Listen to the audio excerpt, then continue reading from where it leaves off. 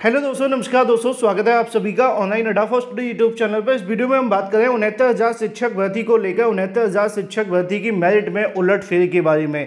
अब चाहे कोई अभ्यर्थी चयनित है या कोई चयनित नहीं है या चयनित होने से बाहर रह गए, उन सभी के लिए एक बड़ी अपडेट सामने निकल कर आ रही है, जहां पे 19,000 से ज़्यादा नए छात्रों को नौकरी मिलेगी, तो वहीं 19,000 से ज़्यादा चयनित जो है वो शिक्षक 69,000 में नौकरी कर रहे हैं। फिलहाल बेसिक के विद्यालयों को लेकर उनको बाहर निकाले जाने के संबंध में जानकारी निकल कर आ रही है और इस पर डिटेल में बात करेंगे। साथ ही साथ दोबारा से नियुक्ति प्रक्रिया को लेकर बात करें और 69,000 की नियुक्ति प्रक्रिया को कितने दिनों में पूरा करना है, कैसे पूरा करना है, इस पर भी बात कर लेंगे। लेकिन उससे पहले चैनल को सब्सक्राइब करके बेल आइकन को दबा लें और वीडियो को लाइक कर दें, जिससे कि आपको रियल ऑथेंटिक जानकारी ऑनलाइन अड्डा फॉर स्टडी यूट्यूब चैनल के माध्यम से मिलती रहे। सीधे मुद्दे पर बात करते हैं। 69,000 शिक्षक भर्ती के अंदर जो आरक्षण का घोटाला हुआ था, उसको लेकर फाइनली डबल बेंच ने आदेश जारी कर दिया और उस आदेश के बाद से 69,000 की शिक्षक भर्ती की मेरिट लिस्ट पूरे तरीके से उलटफेर हो चुका है। क्यों? क्योंकि 69,000 में जिन कैंडिडेट को सिलेक्ट किया गया था, ठीक है, उसमें उत्तर प्रदेश की सरकार यानी कि यूपी सरकार ने साल 2021 में दिसंबर में आते आते इस बात को स्वीकार कर लिया था कि मेरिट लिस्ट बनाते समय 6,800 से ज़्यादा आरक्षित वर्ग के ऐसे कैंडिडेट जो कि इसके अंदर चयनित होने चाहिए थे लेकिन चयनित नहीं हो पाए। और इसको लेकर जब मामला हाई कोर्ट में जाता है तो हाई कोर्ट पहले ही इस मामले पर स्पष्ट कर देता है कि 6,800 को नियुक्ति नहीं दी जाएगी। पहले आप घोटाले की जांच करो, कितनी सीटों पे घोटाला हुआ है उसकी पुष्टि करो, उसके बाद नई चयन सूची जारी करो, फिर जो अभ्यर्थी होंगे उन पर डिसीजन होगा। लेकिन डबल बेंच ने यहाँ पे चयनित टीचर को किसी प्रकार की कोई भी राहत नहीं दी है।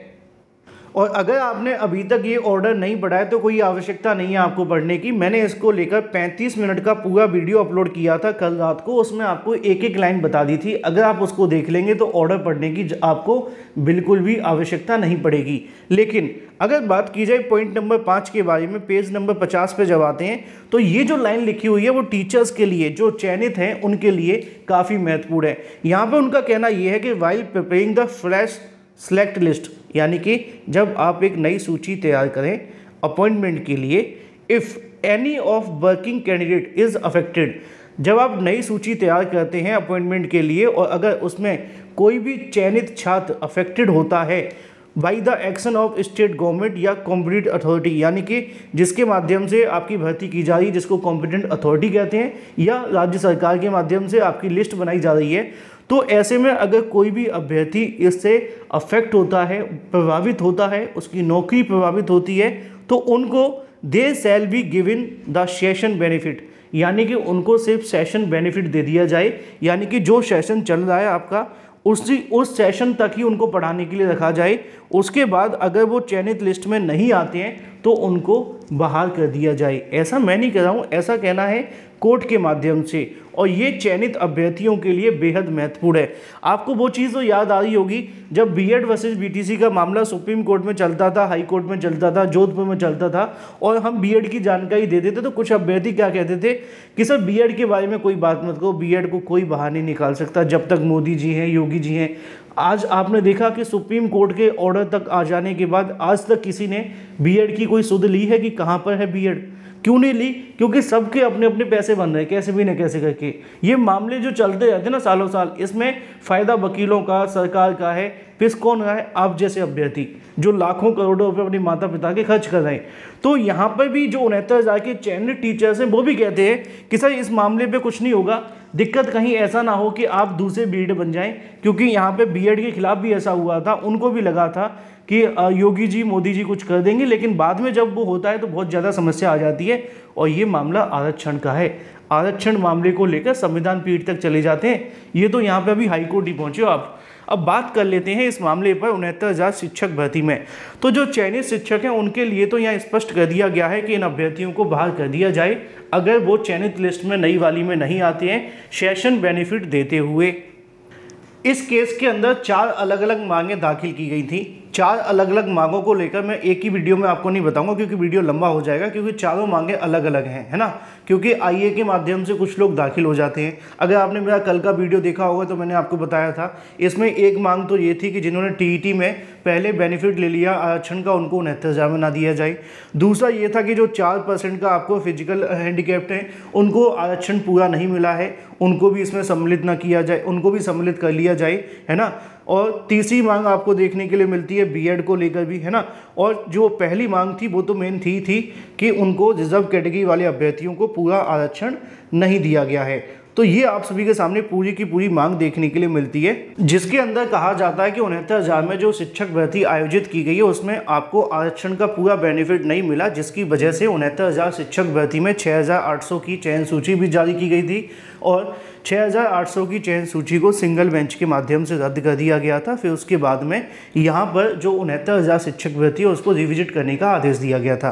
तो सबसे मेन मुद्दा तो फिलहाल यही देखने के लिए मिला आरक्षण को लेकर, और इसी पर अब बात कर लेते हैं। अब इसके अंदर सबसे ज़्यादा मेन चीज़ आप सभी के लिए यही है कि 69,000 शिक्षक भर्ती में जो कोर्ट ने ऑर्डर दिया है वो सीधे तौर पर ये दिया है, वो आपको यहाँ से देखने के लिए मिलता है। अब इस जजमेंट के अंदर दो चीज़ें बहुत कॉमन है कि 69,000 शिक्षक भर्ती को लेकर जो 6,800 की चयन सूची थी उसको तो फिलहाल के लिए डबल बेंच ने भी रद्द माना है, ठीक है। वो अभी पूरे तरीके से रद्द है। लिखा हुआ है the state government concern authority shall be prepare a select list of 69,000 candidate for appointment as a assistant teacher on basis of ATI 19 as appendix 1 के अकॉर्डिंग, और 1981 जो उनकी नियमावली है और जो सर्विस रूल है उनको फॉलो करते हुए एक नई चयन सूची बना दी जाए, ठीक है ना।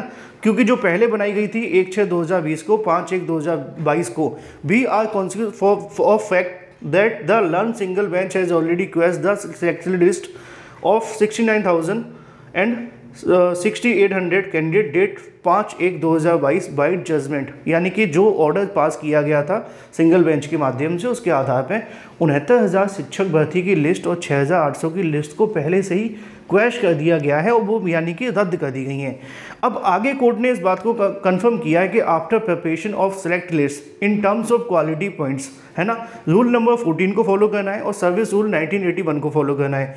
Reservation policy be adopted as a under section 36 of reservation act 1994। यानी कि यहाँ पे जो आपकी लिस्ट तैयार करनी है उसमें 3 नियमों को फॉलो करना है। पहला है रूल नंबर 14, दूसरा है सर्विस रूल 1981 और चौथा है आपकी रिजर्वेशन पॉलिसी को लेकर सेक्शन 36 जिसको लेकर रिजर्वेशन एक्ट 1994 के अकॉर्डिंग फॉलो करना होगा। यानी कि जो आपके नियम है उन चारों नियम को फॉलो करते हुए नई लिस्ट बनाई जाए। अब आगे क्या लिखा हुआ है वो भी महत्वपूर्ण है। इसमें उन्होंने ये भी लिख दिया है, if a reserve category candidate acquires merit equivalent to the merit prescribe for general category. यानी कि अगर कोई आरक्षित वर्ग का कैंडिडेट नंबर लेकर के आता है जनरल अभ्यर्थी के बराबर या उससे ज़्यादा, ठीक है, आसान भाषा में मैं आपको बताऊं तो, then the meritorious reserve category candidate shall be migrate to the general category as per the provision of content and section 36 of reservation 1994। यानी कि जो रिजर्वेशन पॉलिसी का एक्ट 36 और रिजर्वेशन एक्ट 1994 है वो ये कहता है कि अगर कोई सामान्य वर्ग के अभ्यर्थी के बराबर आरक्षित वर्ग का अभ्यर्थी नंबर ज़्यादा लेकर के आता है तो उसका क्या करना चाहिए, उसको यहाँ पे जनरल की यानी कि जनरल की कट ऑफ ज़्यादा हो जाने की वजह से, यानी कि आप जनरल की ज़्यादा कट ऑफ लेकर के आ रहे हैं तो आपको यूआर की सीट पे चयनित किया जाएगा, ठीक है ना। तो यूआर की सीट पे आपका चयन होना चाहिए, ना कि आपकी कैटेगरी के अंदर। और यही जो 1994 रिजर्वेशन एक्ट है यूपी का, जिसमें आपकी शिक्षक भर्ती हुई है, जिसका धारा 36 जिसके आधार पे इसमें भी लिखा हुआ है कि अगर कोई छात्र सामान्य वर्ग के बराबर उसकी कट ऑफ के बराबर नंबर लेकर के आता है तो उसका चयन सामान्य वर्ग की कट ऑफ के आधार पे अन्य रिजर्व कैटेगरी में किया जाएगा, ना कि रिजर्व कैटेगरी के अंदर। और इसी चीज़ को फॉलो करने के लिए भी कहा गया है। यानी कि एक बात तो पूरे तरीके से कंफर्म हो चुकी है कि 69,000 शिक्षक भर्ती के अंदर जो आपकी नई चयन सूची बनने जा रही है उसमें जो नियम आप सभी के 1994 है और सर्विस रूल 1981 है, उसके अकॉर्डिंग जो छात्र जनरल की कट ऑफ को पार करेंगे उनको यूआर सीट पर चयनित किया जाएगा। पहले क्या किया गया है, पहले उन्हीं की कैटेगरी के अंदर चयनित कर लिया गया है, ओबीसी और एससी की कैटेगरी के अंदर।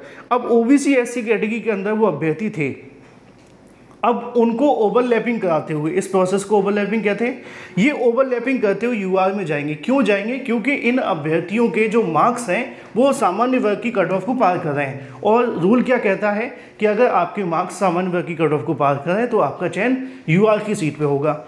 अब यहाँ पे आपको एक बात बहुत अच्छे से समझ लेनी है कि यूआर की सीट हो या कोई भी सीट हो, पहले जो आपकी वैकेंसी 69,000 पदों पे निकाली गई थी वो तो पूरी की पूरी भर गई ना ऑलमोस्ट, अब कोई तो खाली नहीं है। अब यहाँ पे आप एक चीज़ को समझ सकते हैं कि जो ओबीसी एससी के कैंडिडेट जनरल की कट ऑफ को पार करेंगे वो कहाँ जाएंगे? 69,000 शिक्षक भर्ती में ओबीसी से निकल करके यूआर की सीट पे, और यूआर की सीट पे पहले से बहुत सारे कैंडिडेट चयनित हैं। यानी कि एक बात तो कन्फर्म है कि जो 69,000 में यूआर में चयनित हुए हैं उसमें से कुछ अभ्यर्थी तो बाहर जाएंगे ही जाएंगे। इसीलिए कोर्ट के माध्यम से कहा गया कि जो भी कैंडिडेट इस डिसीजन के बाद प्रभावित होते हैं तो उन कैंडिडेट को सेशन बेनिफिट देते हुए बाहर कर दिया जाए। ये बात इसीलिए उन्होंने लिखी है, और ये दोनों बातें एक साथ भी लिखी हैं।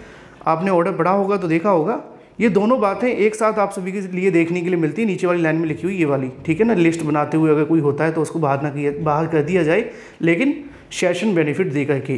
तो यहाँ पे इस बात को पूरे तरीके से कोर्ट ने कंफर्म कर दिया है कि अगर आपके नंबर ज़्यादा बने तो आप उसमें जाइए। अब 69,000 में पहले से अभ्यर्थी चयनित हो चुके हैं, ठीक है, उसमें जो चयनित हुए हैं अब ओबीसी एससी में से जो हाई मेरिटोरियस कैंडिडेट होंगे वो भी तो निकलेंगे। अब वो कहाँ जाएंगे? यूआर की कट ऑफ को पार करते हुए।